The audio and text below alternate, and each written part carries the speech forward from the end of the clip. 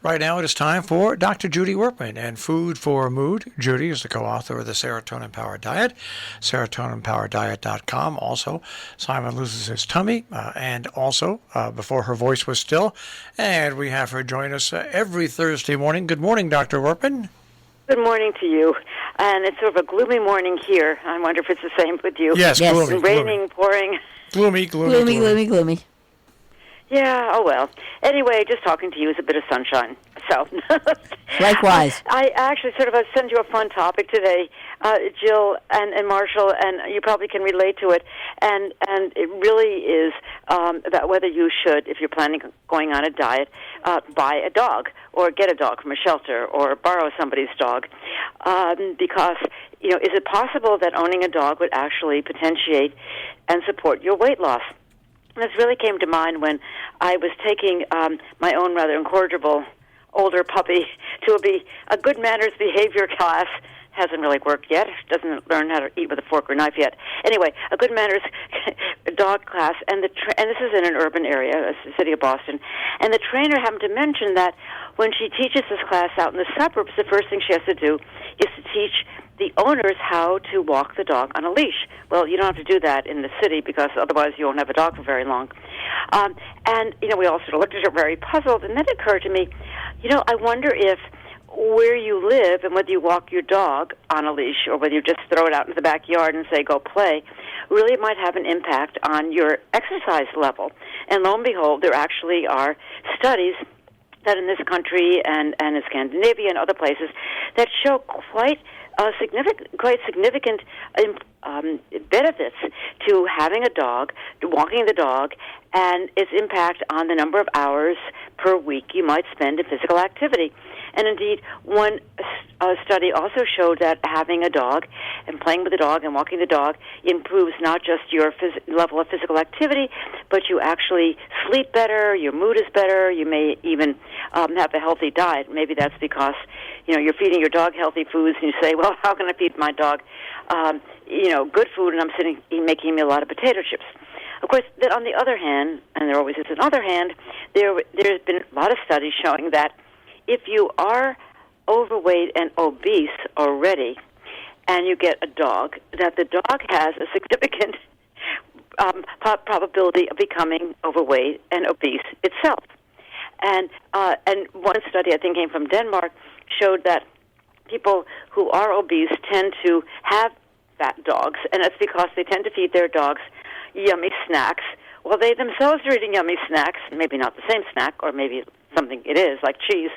And so they both are sort of sitting on a sofa, watching reruns or something rather than going for a walk and eating, high-calorie snacks. And it was really significant, the relationship. So, it's not foolproof that if you wanted to lose weight and you get a dog, that you absolutely will. But, in thinking about it, it occurred to me that, having a dog might actually have an impact on your ability to lose weight. There's nothing to do with physical activity, although that is obviously an element. Because when you have a dog, it's very hard to be by yourself. When you go walking with the dog, you meet other people. You meet other people with dogs, or people who think that your dog is adorable and stop to talk to you, or ask you where you got your dog, or you just heard my dog.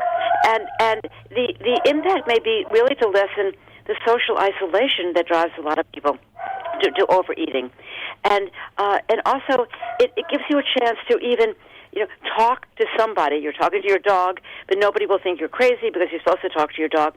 And if you come home after a hard day at work, or having problems with your family, with your coworkers, whatever, with life in general, and you take your dog out for a walk, you really have a chance to sort of ventilate.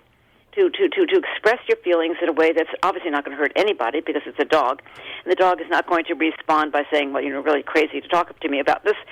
And it really might help you relax and help you get out of your system those things that cause you to be upset. It may cause you to go home and engage in emotional overeating. So I think, all said that if you can and you want to have a dog and you're planning to lose weight, that basically it's a major benefit. Well, that sounds very conclusive and scientific. Can we just take a quick break back, though, to how, and this is something that needs a little bit of wiring.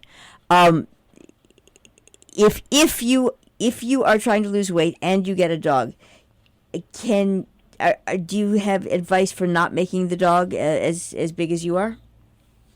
Oh, absolutely. I mean, first of all, when you get, a dog, you're usually given more advice than you really need about what you should be feeding the dog.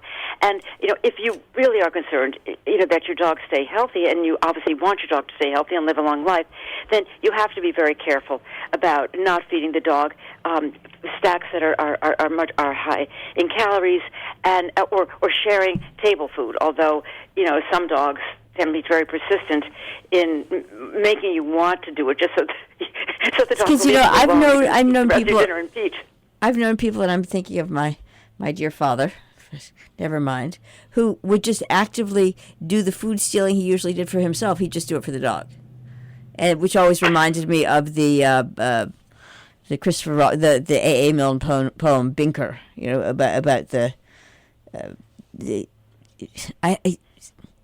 Christopher Robin had to eat the chocolate for Binker because his teeth were rather new. So. No, I mean, I actually one of the things that I'm going through again with this class, which my dog is not exactly, getting an A+ in, is that you're supposed to reward the dog with what they call high preference snacks and high preference is it called? And these, you wonder whether the dog really is going to become addicted to things like cheese and hot dogs. These are snacks that are recommended because apparently dogs adore them. You think, really, do I want to feed my dog hot dogs? Do I really want to feed my dog cheese? No.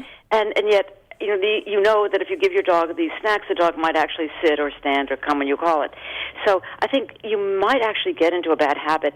I was just sort of saying that if you give the dog these really yummy snacks, and the dog is trained, maybe eventually you can stop giving the snacks and the dog won't gain weight. P.S. By the way, it doesn't work that way, but I'm really interested in whoever is, we're going to have to wrap up, but I'm really interested in whoever's telling you to give the dog hot dogs. Sorry. At least a half a dozen trainers. Yeah, I would just personally revoke their licenses and say, or you come live with the dog. Yeah, I mean, fine. Do you know, for 9,000 years I have had golden retrievers, and I will just say, chicken, chicken, chicken. Yes, and frankly, I think it's better to have if your dog is healthy, try some other ways of getting your dog to be obedient than feeding the dog foods that really are really bad for it. High preservatives, high fat, no nutritional value. Now, if I only going to get my dog to eat carrots, that would solve the whole problem. Yeah. Right? Good luck with that. Thank you very much. Right. Dr. Judy Wurtman. I'll tell you what happens next week. Perfect. Food for mood. And you can hear Judy, of course, every Thursday morning here on Robin Hood Radio and also on demand. RobinHoodRadio.com. Click on demand. Click on Food for Mood with Dr. Judy Wurtman.